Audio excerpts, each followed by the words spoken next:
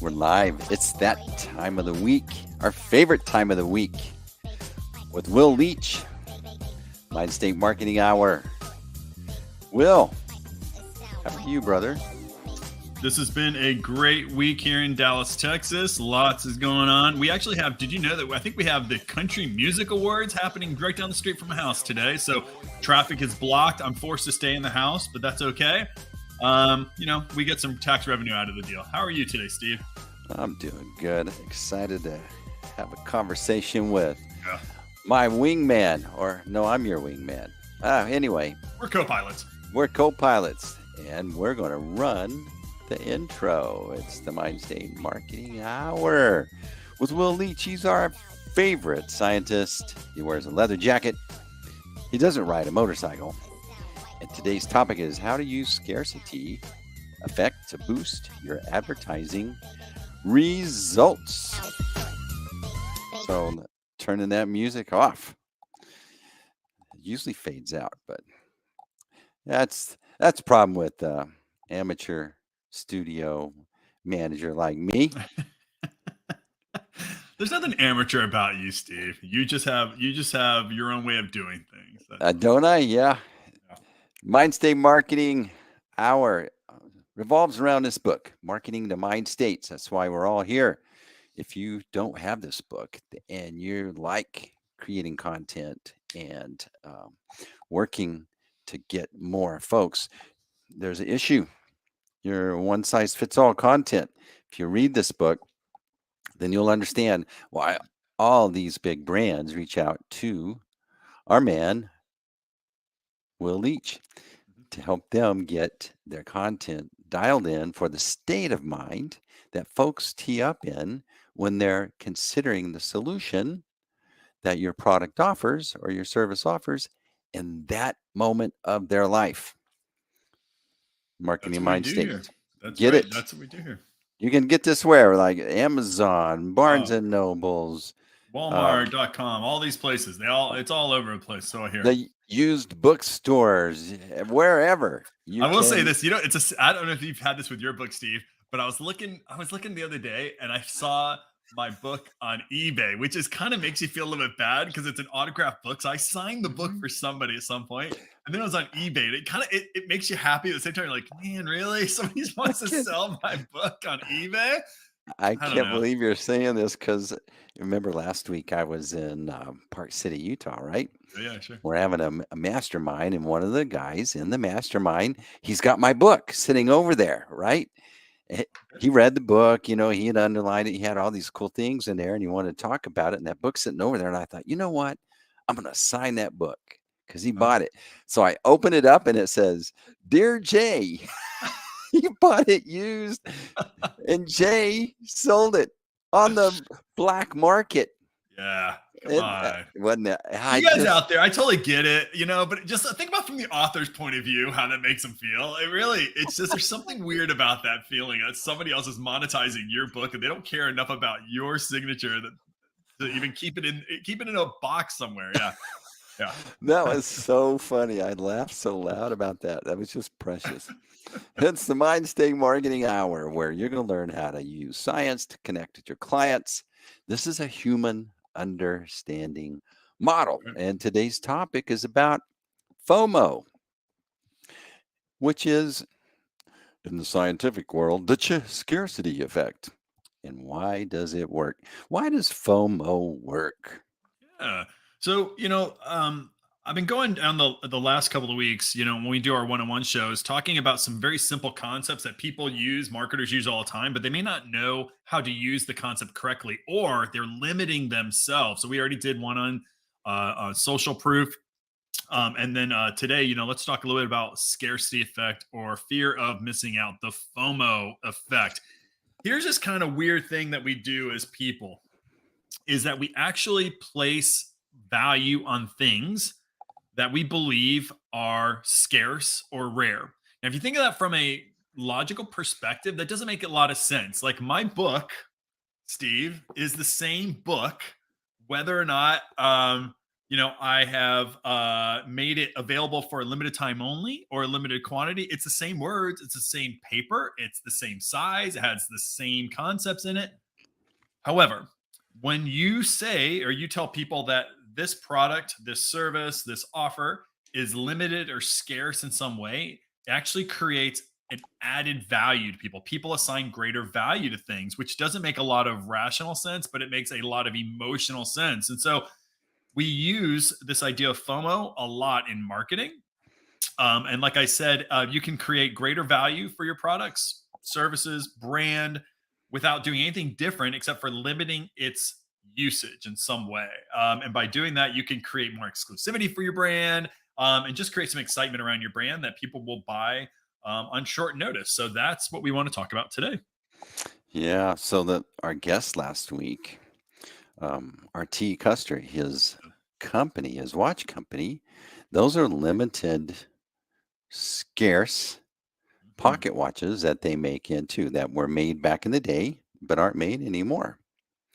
And so that was like a great example of item that is really valuable and unique, one of a kind, and it's scarce. So you know that the Mhm. value of those are not going to go down. Yep. And yeah, like I said, and even though you could make the rational choice, well, a watch is a watch. True, the mechanics of any watch kind of work the same, but there's a greater value when you could say, I have a one of a kind watch, a Mhm. unique watch. So yeah, that's what we're going to talk about today. This idea of scarcity effect, and what I will talk about is there are many, many different kinds of scarcity effect. The one that we traditionally use a lot is overused. And I'll tell you an example when we get there. But first one, I guess, is something called flash sales. Have you ever heard of flash sales there, Steve? Yeah, had me at Flash, but Yeah. then sales. That's right. So flash sales are when somebody reaches out to you and they say, hey, this sale, it's a last minute kind of deal, and this product is available for a very short amount of time. So I am fascinated right now, Steve, with eating. I don't know if you know this. I'm eating a lot of meals. I'm eating up to 5 meals. I've been experimenting with this thing, right? I used to go down to 2 meals. I would fast, things like that. And what I started doing was saying, I wonder how I would feel if I overate. Now I try to eat good, healthy things, but what I do, and I actually feel better. I'm bulking up a little bit. I look a little bit better. And I found this company called Redcon. So the problem with eating 5 meals is, oh, you're a smaller guy like me. Like your belly gets full, and sometimes I just can't put any more food in there. I just don't want to eat anymore. Or it's kind of hard to eat 5 meals, even if they're smaller portions. So Redcon is a company in the sports nutrition space, and they actually have these meal replacements called MRE, meal replacements. It reminded me of my military days. And so what you do is you put this little shake, you create a shake and it's got great vitamins and minerals, but really does, it fills you up. So it's not just a protein shake, but it has a lot of protein in it. It's got like oats and things like that. So it fills you up. Now, that doesn't really matter a whole lot in this idea of a flash sale, but here's what they do every day. I get an email. It seems like they get every day. I get an email that says, for only 2 hours, we're running a sale today, starting at 2 o'clock. And they'll send this email at like 12:30. So it gives you basically an hour and a half. It says, at 2 to 4, we have this sale. Today's the only day we're going to put these two products on sale. Go get it. That's an example of a flash sale. Something you're not expecting. They put it on you put it on flash sale immediately, but you got to keep that moment has to be kind of sudden, and it has to be a limited amount of time for a flash sale to work. No, you're reminding me of a guy had on my podcast. He owns a company called Deadline Funnels, and it's how to boost sales in your email campaigns by taking advantage of the scarcity effect in many ways. Yeah. And he's Okay. just got a really cool software that helps you manage the countdowns and make it legitimate for everyone. And so when you said that email from what do you call it, your mini meal, Oh yeah. not MINEI, but MR. anyway, Yeah. The yeah, MRE. Yeah. Meal yeah. replacements. Yeah. Yeah. But that's probably they're using a version of what's called deadline funnels. Yeah, I bet they are. And we ought to probably go back because after all of these different types of scarcity effect or FOMOs, should bring them back up, because I wonder if they do. Because there's, like I said, I think a lot of people just get into this the state of, okay, we have a sale for the next week, but that's only one form of scarcity effect. So if you can bundle these things together in a smart way, and I'll tell you some ways not to do it towards the end of the show.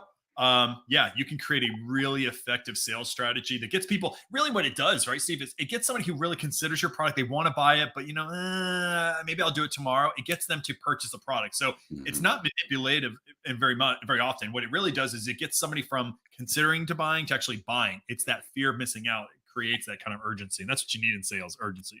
And it's worked on me many times. Yeah, it does. Psychology. Countdown timers. The next one is a countdown timer. So, do you know that if you add a countdown timer onto a product page, instead of just showing the end date of when the sale is over, it actually creates tension. That, remember MacGyver and all those shows, right? When we're growing up in the day, and all of a sudden there's the bomb, and the bomb is like at 1 minute, and the person's like, and you can get the tension. It feels more tense because there's actually the countdown timer. Now that is much more, that brings much more emotion and much more intensity and drama than 1 minute till bomb ends, and then just see MacGyver kind of playing around. It's just not as effective. Same thing with your sales, right? If you say sale ends in 2 weeks, that's not nearly as effective as having a countdown that says 13 days, 4 hours, 32 minutes, etc. So that's why you got to be careful, or that's why you want to start using more of these countdown timers when you can. So Angela Burns is asking, is there a such thing as too many flash sales for a brand in a set time? Yeah, I love it, love it, love it, because that is going to be one of the warnings I give Angela towards the back of the show. So there is, and I'm going to tell you, I'll spill the beans right now. I don't know the exact number. I will tell you that when I get my flash sale every single day from Redcon, I Mhm. realize that there really isn't a flash sale, because I'll get the exact same sale, or I'll get a sale in the next day anyways. And even if, here's what happens when you do it every day. My assumption, after the third or fourth day in a row, that even if you didn't have the product that I really want, I'll call you up and say, "Hey, I'm willing to buy. I will send you an email. I'm willing to buy, but I want the 2-for-1 offer," and they'll give it to me, because it just feels out of desperation. So I don't know what that number is. I can tell you, once a day is not good. The more you overuse flash sales, this happens in coupons all the time. That if you're driving sales through coupons all the time, you condition your customer to think that I'll just wait for a coupon to come. That's why you can't do it that often. And when I'm thinking of like in the casino, you're playing the slots, Yeah. and when you hit, it's like a flash sale, Mhm. and it's designed to be super random, so you never know when you're going to hit. So you just sit there and you continue to stay engaged until hoping that some point it hits. And same with the flash sale. I think that if they happen on a random way, maybe you can't wait until it's available. So you're going to go ahead and take advantage of it now because you don't know when the next one will be. That's exactly right. Random makes a lot of sense neurologically, for sure. Mhm. Limited time offers. Yep. This is the one that we most often use in marketing. It's that, this offer is available for until April 1st. So you just put a date on the clock, or date on the calendar, and say, this offer is available for a limited amount of time. There's nothing special or sexy about it. But and I guess it's not as effective as that actual countdown. But this is a classic one we use a lot to drive at least greater consideration for your products. This is the classic. Just put a date down that says this offer is available for only this amount of time, whether it's days, or you actually just put the end date on there. Yeah, it's super effective. And like oftentimes I'll attend like an online presentation. And then during that presentation, Mhm. specifically for that presentation, a limited time promotion, Yes. as on behalf or as like an endorsement of the company that hosted you. So like Mhm.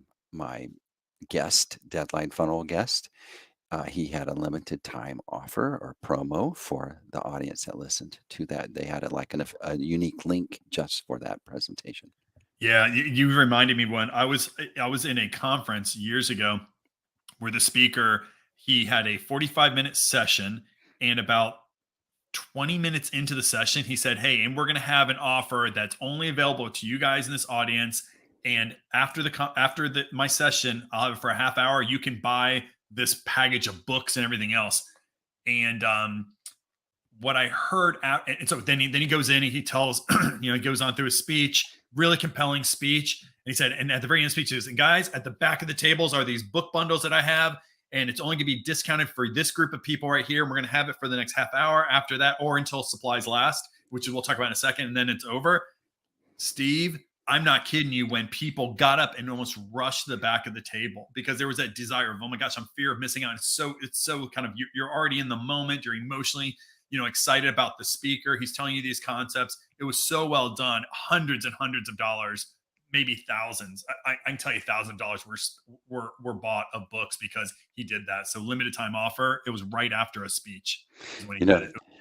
He was taking advantage of another principle. When you see your peer group want to take advantage of that, then you feel more like, okay, these people are doing it, then I feel better about it, even if I might have been not going to do it.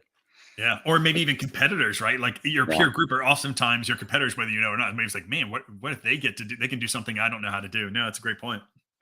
Limited stock. Yeah, this is the classic one that people forget about, actually, especially in the services business, but you could still kind of get away with this. It's when you say, while supplies last, right? Or, we only generated, 200 of these. After that, it's gone. We won't manufacture them again. So when you want to use a limited stock, while supplies last, especially if you have a countdown of some kind, to saying, you manufactured 1,000 of these, or you're going to offer only 100 of these meetings, and that's it. We do that in the services space. Like, hey, I'm opening up my calendar for the first 10 for only 10 meetings. After that, my calendar's locked up for the month. That's an example of a limited stock, a limited a number of appointments, a limited number of manufactured goods, or whatever, is a good way of creating that scarcity. So consider using limited stocks in your strategies as well. Yeah, I'm wondering on some ideas. I guess you could do like, look, I only have a limited bandwidth here, so I'll offer this special for only the first 5 people. That would be a good way to have a limited stock if you were in a service-based business as well.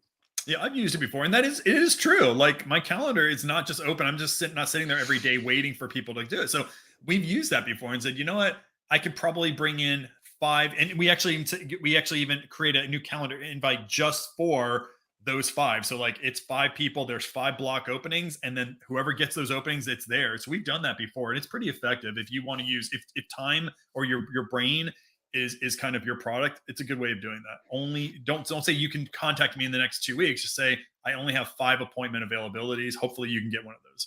Yeah, and then after that, you'll be on a wait list, though. But who knows? Yeah. I like that. Wait lists are cool. Limited quantities and product drops. Yeah, this is one. I know it's a little bit, it sounds similar, but it's probably not as similar as you may think. And the idea of what we just talked about, what this is when you say limit 6 per customer, limit 4 per customer. There's some great researchers done. I'm thinking it was back in the late 80s. I should know this. I teach it to my students, but there's been experiments in grocery stores. It happens a lot in grocery stores where the idea was there was a condition where it said limit 6 jars of jelly per customer. And the average number of jars that people bought with that sign was 8. So, right. And so realize, guys, that in retail, in almost all cases, whenever you see limited 2 gallons this per purchase, they are not going to tend to tell you to leave the line if you have more than 2. It is a marketing ploy that they're trying to get product off the shelf. So they're telling you limited quantities per customer. And what happens is, most people, if you're not this person, you're a good-hearted person. Most people go, oh my gosh, if there's only 2, I better pick up 4. And then they just go and do it, and nobody ever says a word to them. Now, there are some times where it doesn't work. I think the baby formula truly was a year ago, Steve, it may still be happening. That truly was a product shortage, and then they locked up that stuff. But most of the time, when you see anything in a grocery store and retail that's telling you to limit the quantities, they actually know that you want more, and they will let you buy more at that discounted price. Funny. I always like, two for $1 or whatever, and I always just get one. So at 50%, 50 cents, right? You know, and every once in a while I'll say, no, you have to get two to get No. that price. But Listen, that 17-year-old clerk doesn't want any hassle from you. I'm telling you that much. They're just like, man, I'm just looking for my break. They don't want to deal with the hassle. Steve, you're always like going against the rules here. I know, man. So these things are very powerful and they are used, and we sometimes we dismiss applying these to our strategy, and yet they're so effective. And it's Yes. not, I don't, why is it that we're okay knowing that these are marketing tactics, but yet as a consumer, we're not offended by them? Yeah. I just, a similar question was asked at a conference one time. And what the person on stage said was this. He said, even though we talk about these things in a rational sense right now, in reality, when these things are happening so fast, these offers, that you don't even think about them. You're not really thinking about these offers. Very, very, very, very rarely are you thinking about these offers. So the reason why we got to think about that is that in marketing, sometimes we're so into it ourselves. It's my business. And you start thinking to yourself, oh my gosh, I'm overusing this one, or I used that offer before and it really didn't, it feels like it's been overused. You got to realize you think about your business much more than anyone else ever thinks about your business.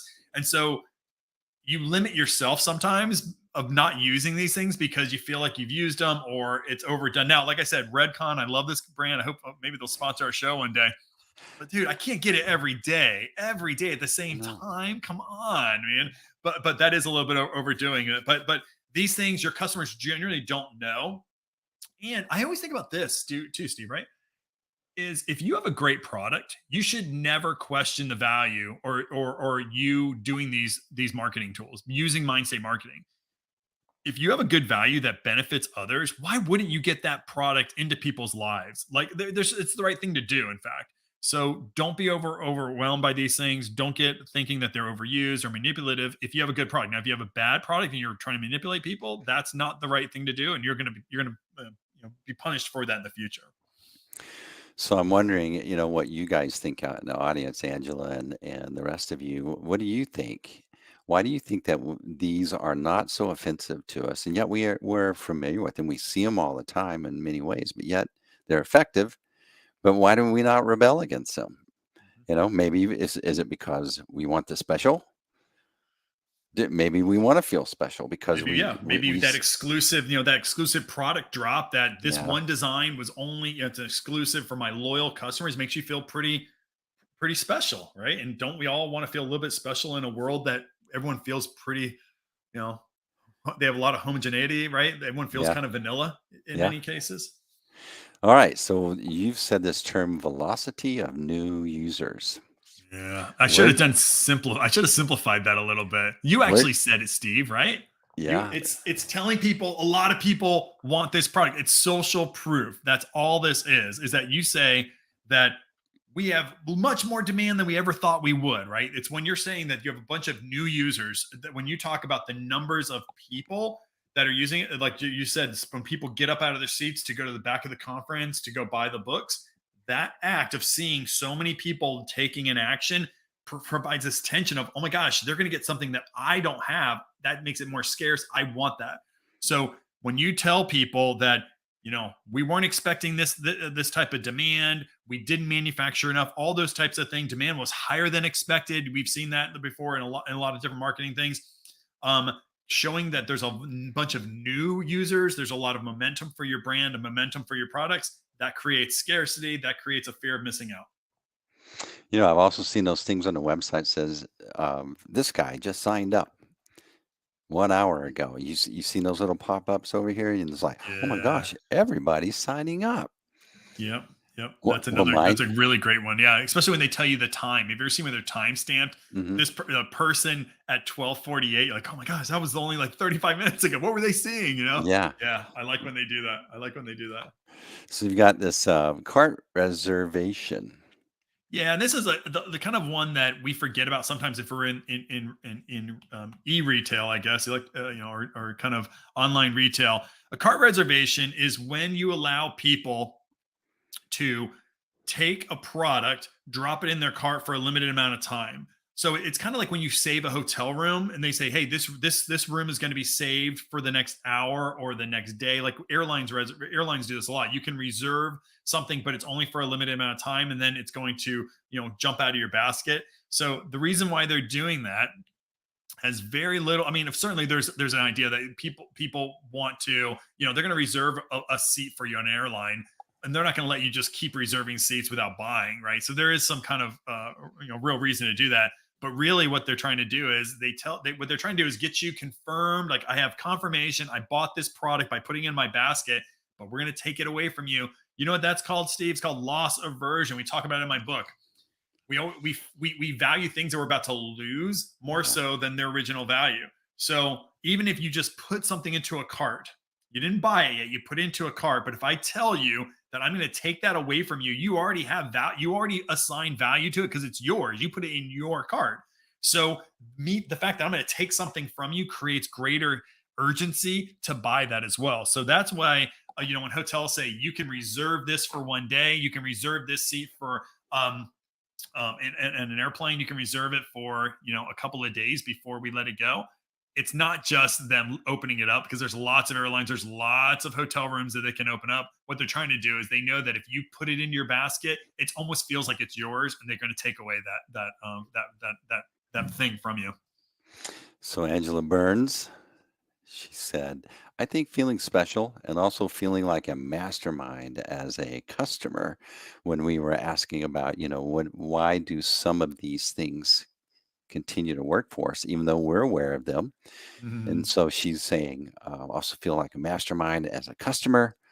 Link, I've conquered Game of Thrones thinking. Yeah, I totally get that. Especially there are people out there, and there used to be shows on, I think on TLC, these the coupon like masters, right? And they Mm, they can get entire hundreds of dollars worth of products for like 20 cents, right? And they know the coupons.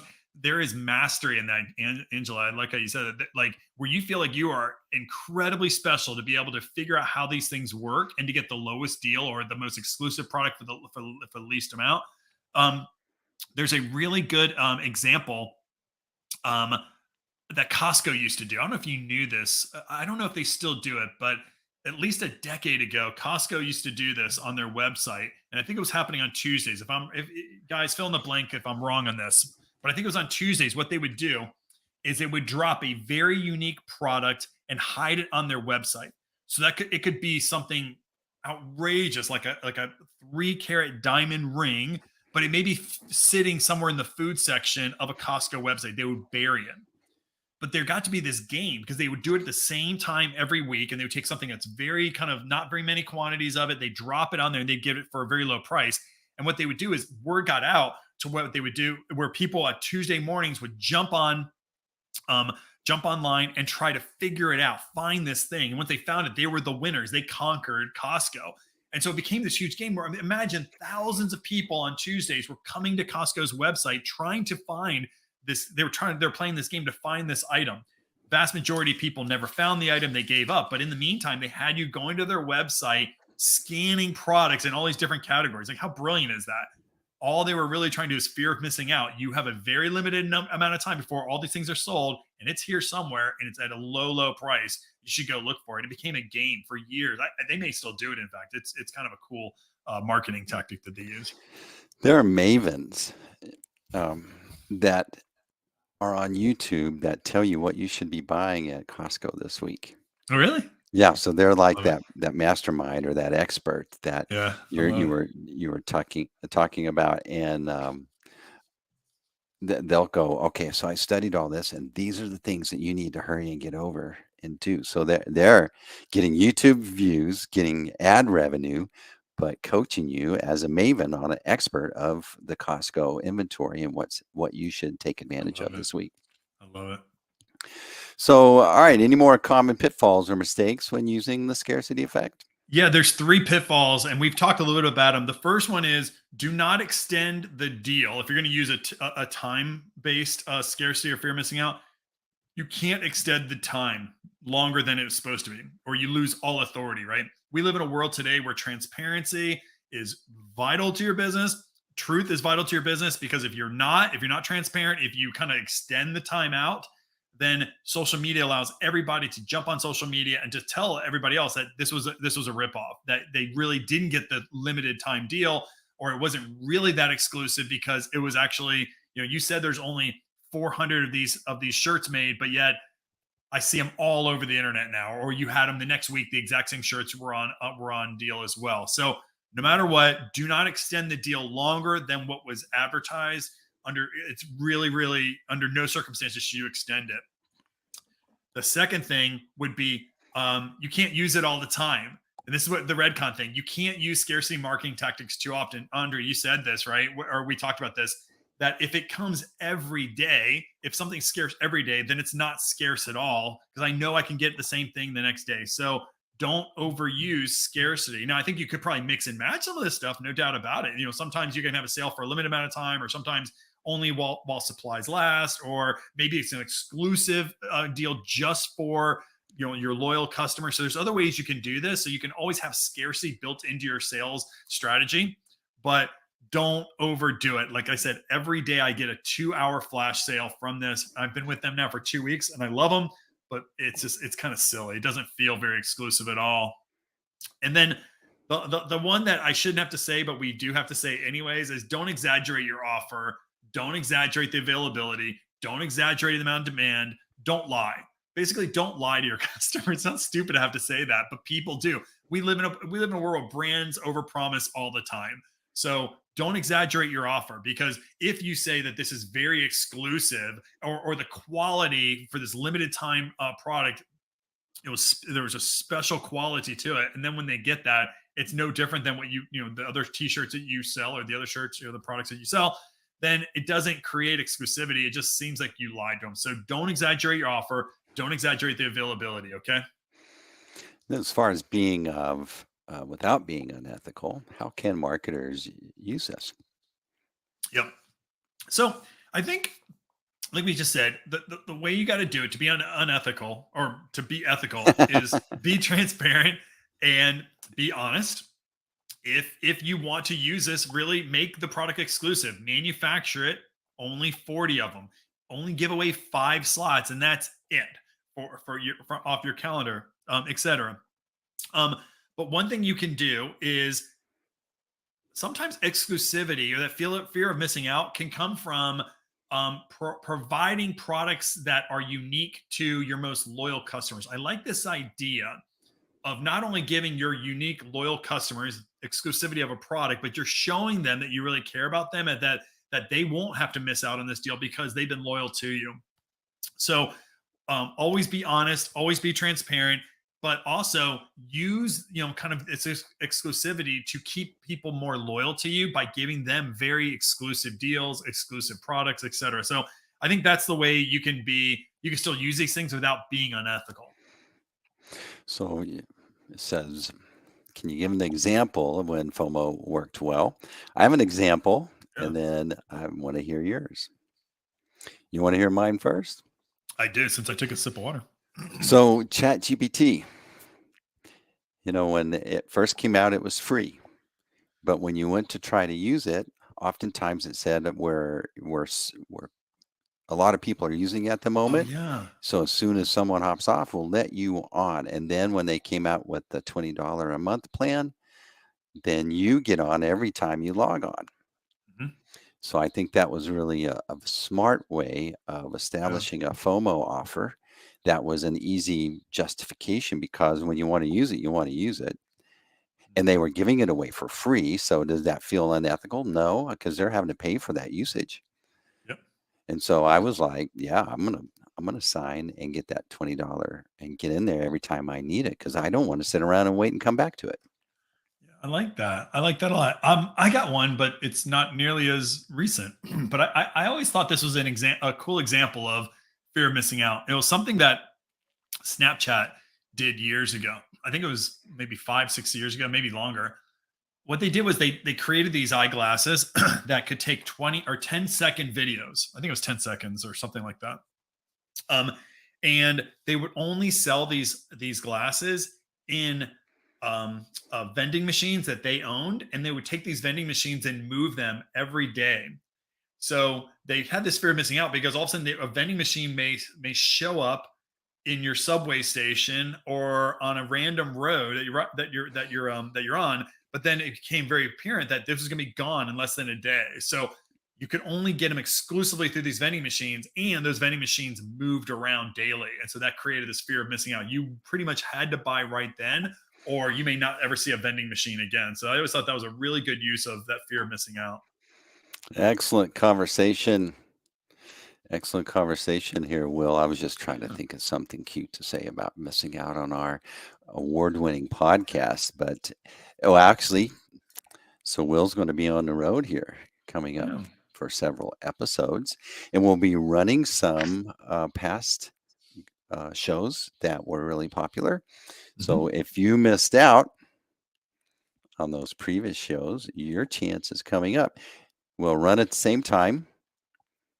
It'd be the same two ball-headed guys Yep. on Yep. here, talking about some great topics. Where are you going, Will? Why are you all of a sudden you're just like Mr. Popular? Yeah, yeah. So I've got some trainings coming up where I'm going to do some workshops for clients of mine, and then so Steve, you may not believe this, but I'm getting old.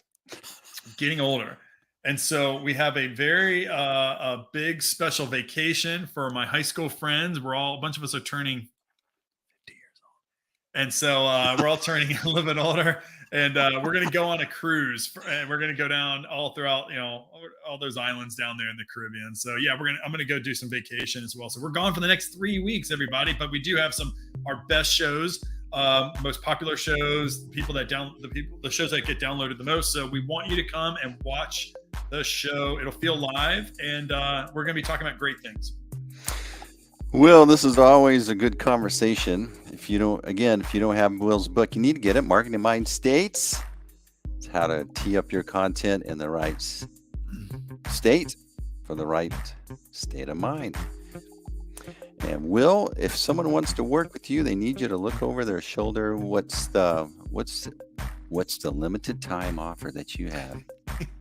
Only for a limited time only. Yeah. You can work with Will Leach at the mindstategroup.com. So go www.mindstategroup.com. You can learn more about our products, our services, and how we can help you make much more money by using marketing that fits all of your customers. Not one size fits all. It fits their psychological mind state. So mindstategroup.com. All right. It's been a good show, Will. So I'm going to roll us out here. Hey, we're a podcast. You can listen to them on all of these stations. And then also we have a YouTube channel that you can like and subscribe. Thank you to all the folks that have chipped in today. We appreciate your questions and comments, and we look forward to hearing more from you. And I think that's another great episode of the award-winning top behavioral science podcast, the Mindstate Marketing Hour. And that's a wrap here.